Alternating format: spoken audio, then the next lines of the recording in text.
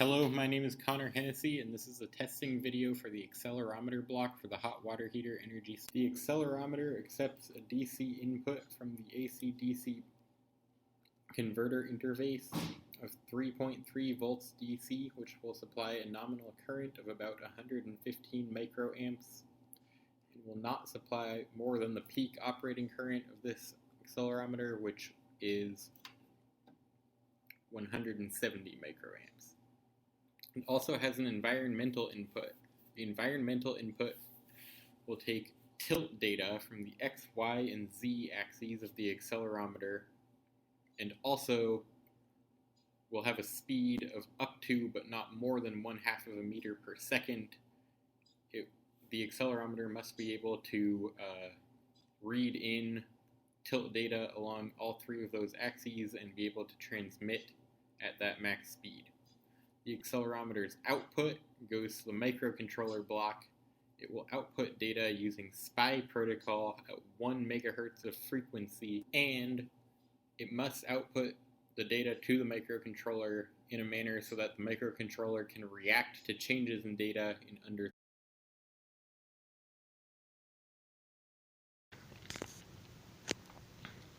Down here on the table we have an ADXL345 accelerometer attached to the breakout board for that same accelerometer from SparkFun Electronics. It is connected to an Arduino Uno via the connections specified in the ADXL345 hookup guide for SPI communications given by SparkFun. The Arduino Uno has been programmed by the following program on the laptop, which uses the SPI library. As you can see from the first line of code, it includes the SPI library, and then later in the code it uses SPI.transfer to read and write data from that accelerometer. Now the data that it's reading is 10-bit integers corresponding to the three axes of our three-dimensional world, and since they're each 10-bit 2's complement numbers, we are expecting to see integers between -512 and 512. Those data that it's reading are being printed to the serial monitor by this program. If you look at the serial monitor, sure enough, you see 3 integers, and the lowest one there is -512,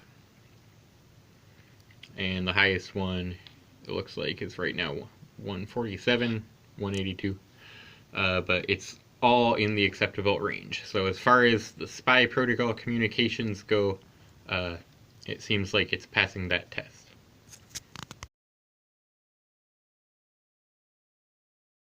Alright, we are now going to test the frequency for the accelerometer to microcontroller data interface. Now we have the clock pin on the accelerometer breakout board connected to the oscilloscope. We also have the ground on the Arduino here, which is going out to the purple wire, and that's also connected to the ground on the oscilloscope. You can see the oscilloscope is reading the signal that's coming out of the clock pin.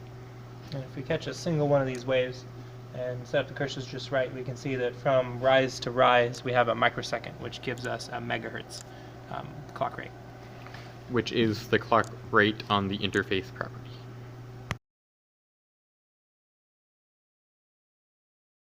I am next going to test the accelerometer's ability to accurately receive tilt inputs from the environment and transmit data regarding those tilt inputs to this third-party device, the Arduino Uno. So you can see from an up-close view of the accelerometer's breakout board, it has 3 axes, X, Y, and Z. The X-axis pointing to the right in the positive direction, the Y direction pointing away from myself, and the Z axis comes up out of the board into the third dimension. So to test its ability to sense tilts around those axes, what we're going to do is hold the Arduino flat against the table, or hold the accelerometer, sorry, flat against the table.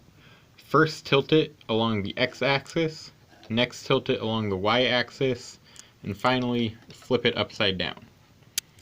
And what we'll expect to see when those three things happen is when the tilt is along the x-axis, we want to see the serial monitor. In the serial monitor, we want to see the x stay within 20 values of where it was before that happened. We want to see y and z change by more than 30 values of where they were before that happened. The same thing we want to see when we tilt along the y-axis, except that this time x and z will be changing while y stays within 10 values. When we turn it upside down, what we want to see is that x and y stay relatively the same, while z will go from positive to negative.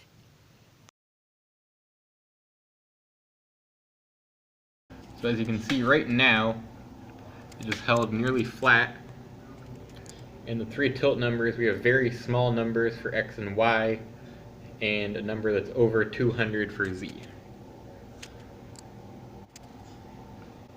I'm now going to tilt the accelerometer purely along the x-axis.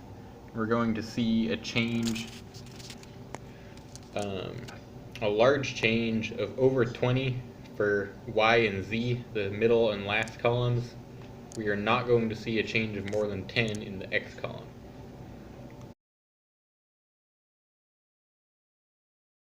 We're going to tilt the accelerometer purely along the y-axis.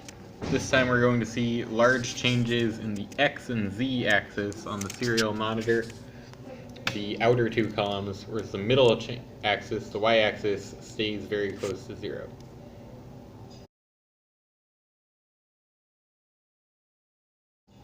For the last test, we're going to flip the accelerometer upside down.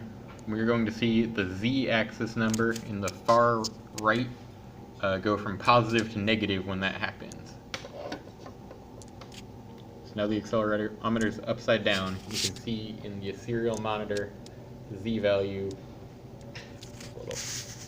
went from positive to negative when that happened.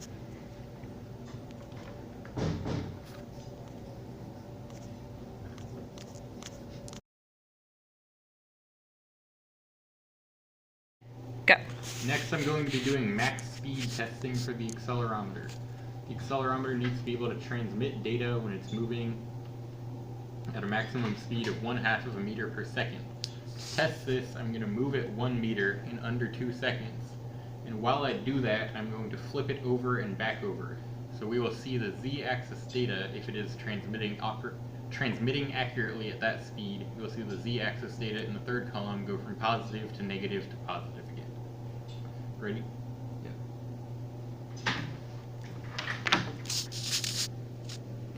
So it went from positive to negative right there to positive while he flipped in 1 second and 0.38.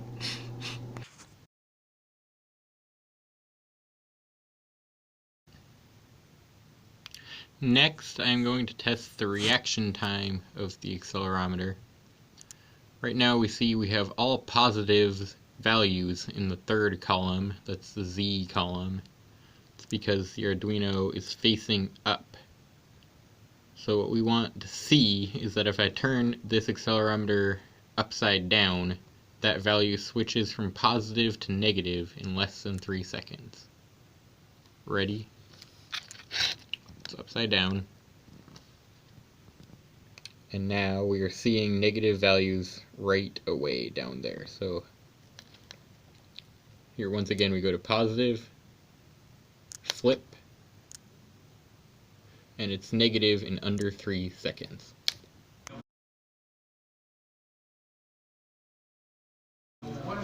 This is the nominal voltage testing for the accelerometer block.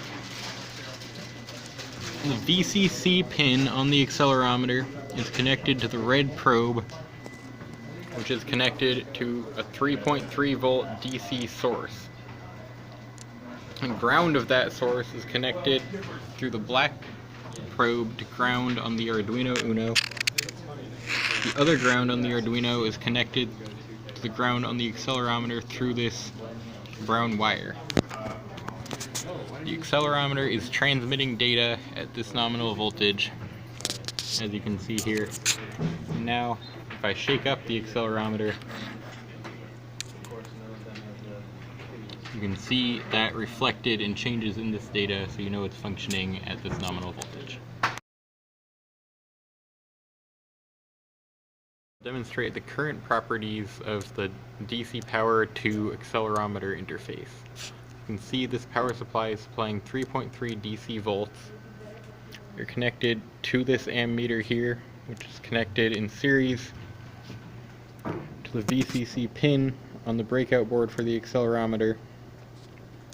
The ground on this breakout board is connected to the ground on the Arduino Uno. And the ground on the Arduino Uno is connected to the ground on the power supply.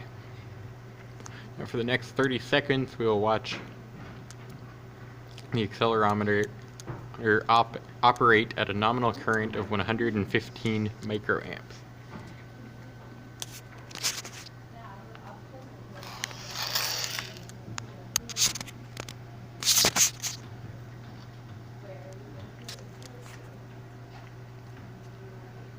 You can see it's operating normally. It's outputting data to the serial monitor. If you move it, you see a change in those data, and the current is staying in the range of 115 microamps.